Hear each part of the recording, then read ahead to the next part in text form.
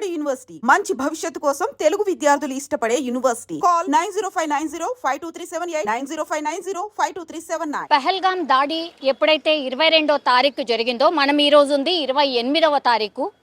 So ఆ రోజు నుంచి కూడా పాక్ అట్లాగే భారత్ మధ్యలో ఉద్రిక్త పరిస్థితులు నెలకొన్నటువంటి సిచ్యువేషన్. ఒకవైపేమో భారత్ పూర్తిగా పాకిస్తాన్ అండదండలతోనే పాకిస్తాన్ ప్రేరేపించింది కాబట్టి ఈ ఉగ్రదాడికి కారణమంతా కూడా పాకిస్తాన్ అని పూర్తిగా ప్రూఫ్స్తో సహా పాకిస్తాన్కి తెలియజెప్పేందుకు సన్నద్ధమవుతున్న పరిస్థితి. అట్లాగే ఉగ్రవాదుల కోసం వేట కొనసాగుతోంది. వాళ్ళ ఇళ్ళు ఎక్కడైతే ఉన్నాయో ఈ జమ్మూ కాశ్మీర్ పరిసరాల్లో ఉగ్రవాదుల ఇళ్ళు ఏవైతే ఉన్నాయో ఇప్పటివరకైతే ఒక్కొక్కటి ఏరివేతగా ఆ ఇళ్లను కూడా పేలుస్తూ వస్తున్నటువంటి సిచ్యువేషన్.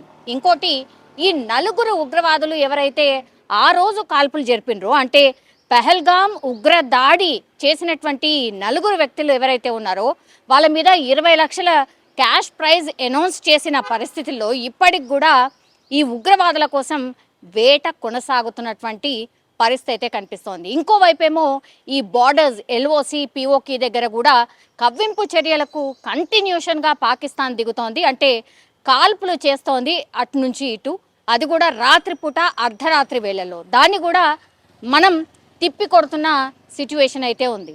దీంట్లో ఎవరికైతే మన వాళ్ళకి గాయాలు కానీ అట్లాగే చనిపోవడాలు కానీ ఏవి జరగలేదు. కానీ ఈ కాల్పులు ఎందుకు జరపడం, కవ్వింపు చర్యలకు ఎందుకు దిగడం, అక్కడి నుంచి చాలామంది కూడా వార్నింగ్ చేస్తూ మాటలు మాట్లాడుతున్నారు.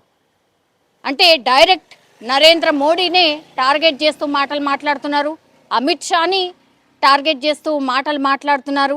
అట్లాగే మన ఆర్మీని కూడా సవాల్ చేస్తున్నారు. మా దగ్గర ఈ ట్యాంకర్లు ఉన్నాయి, యుద్ధ ట్యాంకర్లు ఉన్నాయి, మేమంతా సిద్ధంగా ఉన్నాం, ఇట్లాంటి మాటలు మాట్లాడుతున్న పరిస్థితి అయితే కనిపిస్తోంది. సో ఇవన్నీ ఒకవైపు జరుగుతుంటే మన సర్కారు కూడా పూర్తిగా సన్నద్ధతగా ఉంది. ఎందుకంటే కంటిన్యూషన్గా ప్రధాని నరేంద్ర మోడీతో ఈరోజు రక్షణ శాఖ మంత్రి రాజ్నాథ్ సింగ్ భేటీ అయిన పరిస్థితి. వీళ్ళ భేటీ 40 నిమిషాల పాటు కొనసాగినటువంటి సిచ్యువేషన్ అయితే కనిపిస్తోంది. అంటే కంటిన్యూషన్గా బార్డర్స్లో మానిటరింగ్ ఒకవైపు నడుస్తోంది. అట్లాగే రక్షణకు శాఖకు సంబంధించి ఏవైతే మన రక్షణ వ్యవస్థ ఉందో పూర్తిగా ఎట్లా సన్నద్ధతగా ఉంది, ఏమేం చేస్తున్నాం, ఎంత ప్రిపేర్డ్గా ఉన్నాం, ఇదంతా కూడా బ్రీఫింగ్ పూర్తిగా నడుస్తున్నటువంటి పరిస్థితి. ఈ బ్రీఫింగ్కి కారణం ఏంటంటే నిన్న Rajnath Singh chief of defence staff general Anil చౌహాన్తో భేటీ అయినరు. సుదీర్ఘ భేటీ ఇది. సో మనం ఎట్లా పహల్గామ్ దాడి నేపథ్యంలో ఇప్పుడు భారత్ తీసుకోవాల్సినటువంటి చర్యలు ఏంటి అంటూ వీళ్ళిద్దరి మధ్యలో పూర్తి డిస్కషన్ అయింది. తర్వాతనే ఈరోజు ప్రధాని నరేంద్ర మోడీకి వచ్చి రాజ్నాథ్ సింగ్ కలిసి ఎట్లా సన్నద్ధతగా ఉంది ఏంటి అనేది కూడా పూర్తిగా బ్రీఫింగ్ ఇచ్చినటువంటి పరిస్థితి.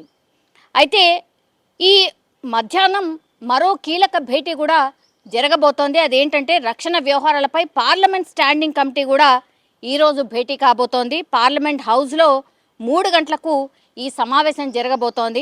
అట్లాగే పహల్గామ్ దాడితో ఇప్పుడు ఈ సరిహద్దులు ఏవైతే ఉంటాయో అక్కడ కొంత ఉద్రిక్త వాతావరణం అలజడి కనిపిస్తోంది.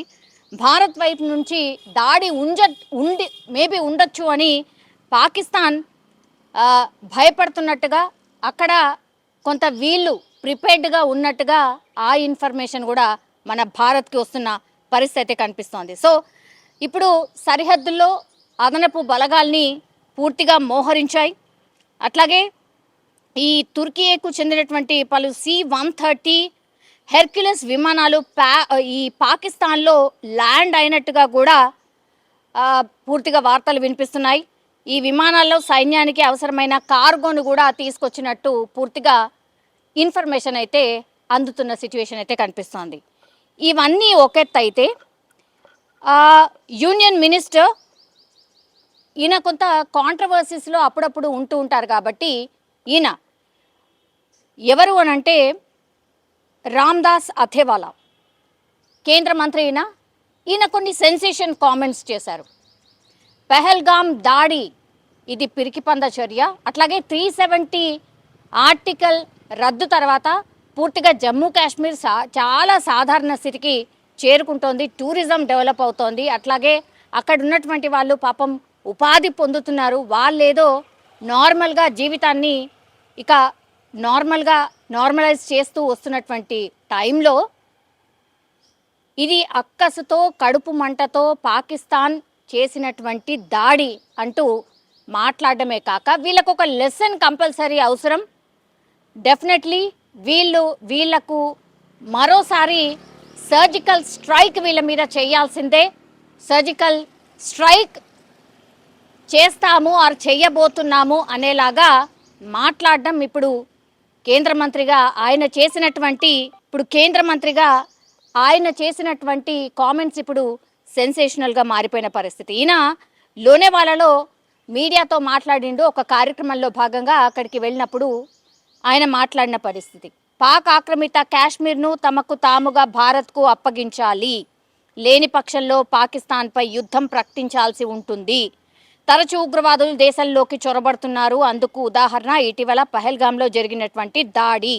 సో భారత సైన్యం మరో సర్జికల్ స్ట్రైక్ చేయక తప్పేట్టు లేదని ఆయన కామెంట్ చేసిన పరిస్థితి. ఆయన కేంద్ర మంత్రి కాబట్టి డెఫినెట్లీ ఈ కామెంట్స్ పూర్తిగా వైరల్ అవుతున్న పరిస్థితి. నిజంగానే భారతీయులు కూడా చాలా రోజుల నుంచి ఈ పహల్గాం దాడి తర్వాత కూడా ఇక పాకిస్తాన్కి బుద్ధి చెప్పాల్సిందే, వాళ్ళకు ఒక లెసన్ నేర్పించాల్సిందే అంటూ కామెంట్ చేస్తున్న పరిస్థితిలో ఇప్పుడు ఆ బోర్డర్స్లో ఉద్రిక్త పరిస్థితి నెలకొన్నటువంటి సిచ్యువేషన్లో అట్నుంచి ఇటు కాల్పులు జరుగుతున్నటువంటి పరిస్థితుల్లో ఒక యుద్ధ వాతావరణం, యుద్ధ మేఘాలు కమ్ముకున్నటువంటి సిచ్యువేషన్లో ఇప్పుడు యూనియన్ మినిస్టర్ రామ్దాస్ అథవాలా చేసినటువంటి కామెంట్స్ మాత్రం పూర్తిగా సెన్సేషనల్గా మారిపోయిన పరిస్థితి. భారత్ ఏదో చేయబోతోంది.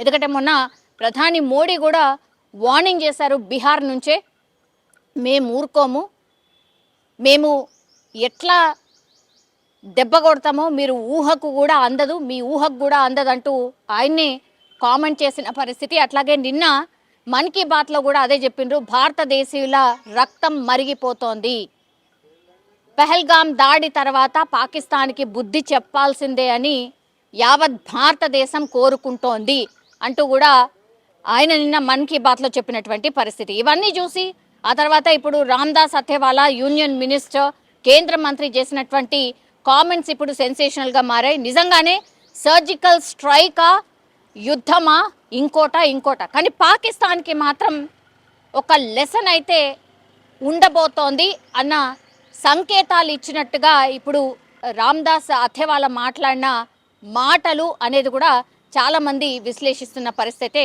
కనిపిస్తోంది. చూడాలి మరి ఈ నిజంగానే సర్జికల్ స్ట్రైకా లేకపోతే ఇంకోట అతి తొందరలోనే అనేది కూడా ఒక అంటే చాలా దగ్గర నుంచి మాత్రం ఒక లీక్స్ లాగా అనుకోండి, లేకపోతే ఇంటెలిజెన్స్ వ్యవస్థ వర్క్ చేస్తున్నటువంటి విధానం అనుకోవచ్చు.